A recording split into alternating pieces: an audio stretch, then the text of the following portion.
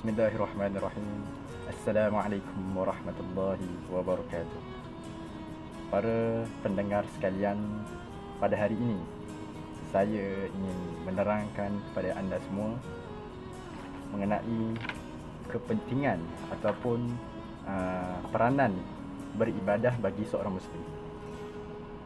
Sukanya saya menyebut sepotong ayat Al-Quran daripada surah Az-Zariyat, surah yang ke-51 ayat yang ke-56, yang berbunyi, A'udzu billahi minasyaitonir rajim. Bismillahirrahmanirrahim. Wa ma khalaqtul jinna wal ins illa liya'budun. Yang bermaksud, tidaklah sesekali aku menciptakan manusia dan jin melainkan untuk beribadah, iaitu kepada Allah Subhanahu wa taala. Kenapa Allah Subhanahu wa taala menciptakan manusia ini untuk beribadah? Untuk pengetahuan para pendengar sekalian, manusia ini adalah sebaik-baik ciptaan, dan tujuan manusia ini diciptakan hanyalah untuk beribadah kepada Allah. Sebagaimana dalam surah At-Tin ayat yang keempat, manusia ini dalam surah ini manusia dijadikan dengan sebaik-baik kejadian, iaitu firman Allah Subhanahu wa taala, A'udzu billahi minasyaitonir rajim. Laqad khalaqnal insana fi ahsani taqwim. Sesungguhnya kami menciptakan manusia, iaitu kita ini, dengan sebaik-baik kejadian. Maka dengan sebab itulah kita yang mempunyai akal fikirannya waras seharusnya mengabdikan diri kepada Allah Subhanahu wa taala. Okey, seterusnya kita masuk ke bahagian konsep ibadah itu sendiri. Ibadah menurut Ibnu Manzur dalam kitabnya, perkataan ibadah ni bermaksud ta'ah, iaitu ketaatan. Maupun daripada segi lughah, dari segi bahasa, ibadah ni bermaksud at-ta'ah ma'al khudu', iaitu ketaatan disertai dengan tunduk dan patuh. Dari segi syarak pula, anda boleh lihat di papan skrin ini. Dari segi istilah syarak, ibadah bermaksud taat, patuh dan pengabdian diri sepenuhnya kepada Allah Subhanahu wa taala, mengikut peraturan dan suruhan Allah sebagaimana yang ditetapkan di dalam Al-Quran dan As-Sunnah.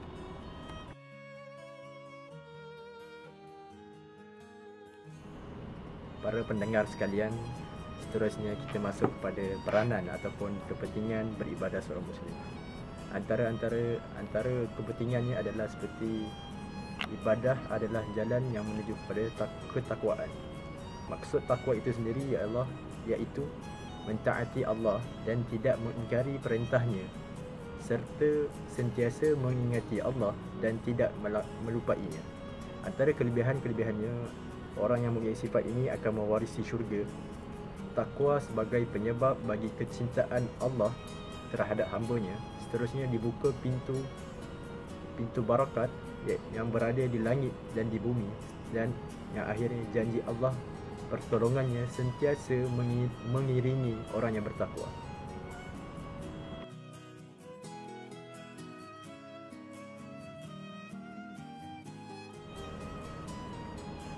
Para pendengar sekalian, seterusnya antara poin kepentingan beribadah seorang Muslim adalah seperti ibadah merupakan santapan rohani. Ibadah kepada Allah adalah satu-satunya yang dapat memenuhi santapan dan perkembangan rohani.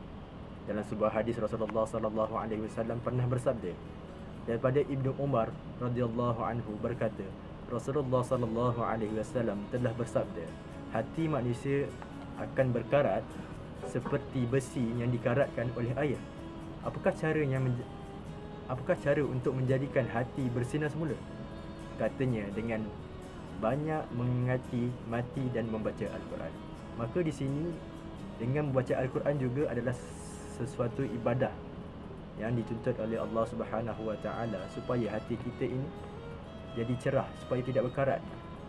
Kerana untuk pengetahuan para pendengar sekalian, apabila sekali kita buat kejahatan, maka hati kita ini yang sebesar buku 5 ini akan ada bintik-bintik hitamnya. Maka bila kita buat jahat lagi, akan ada bintik hitam lagi. Sampailah kalau kejahatan kita ni tidak disertai dengan taubat dan segala ibadah-ibadah kepada Allah Subhanahu Wa Taala, maka hati kita akan gelap, jadi keras. Tapi bila kita beribadah, kita buat kebaikan, maka hati ini akan jadi suci dan tidak berkarat lagi.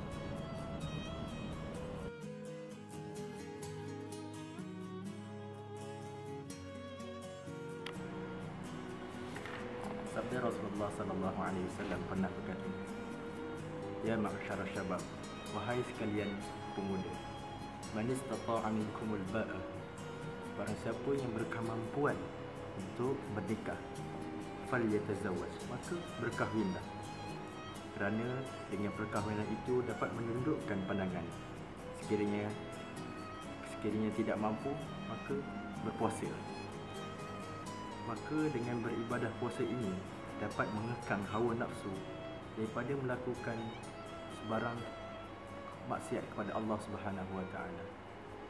Kerana cuba anda bayangkan, di sekeliling kita suasananya dipenuhi dengan pelbagai jenis maksiat, dengan membunuhnya, berzinanya, merompak, mencurinya. Maka adakah anda merasa aman dengan suasana sebegitu? Semestinya tidak.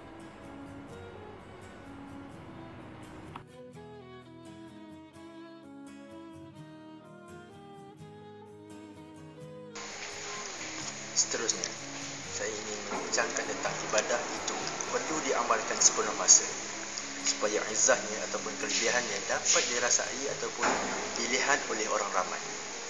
Lalu timbul rasa hati ingin mengetahui. Lalu turunnya hidayah Allah. Pastinya naluri akan tertarik padanya benar, padanya aman, padanya harmon, insya-Allah. Ibadah itu fitrah. Mengamalkan ibadah sepenuh masa adalah tanggungjawab kita. Jadikan ibadah itu cara hidup keseluruhannya. Jangan mempertikaikan ibadah. Ibadah bukan pada hari raya, bukan hanya ketika Ramadan. Ibadah juga bukan sekadar di dalam masjid, ketika majlis perkahwinan. Tidak sama sekali. Ibadah itu menyeluruh. Ibadah itu syumul. Masa kita hidup, haruslah jadikan ibadah itu cara hidup. Sepenuh masa kita hidup, berlandaskan ibadah dalam Islam, insya-Allah. Semoga kita dapat saling ingat memperingati, mencari redha Allah. Hanya dengan redha-Nya barulah kita dapat masuk ke dalam syurga yang hakiki. Syurga yang nikmatnya tidak terkata. Subhanallah. Sekian daripada saya. Assalamualaikum warahmatullahi wabarakatuh.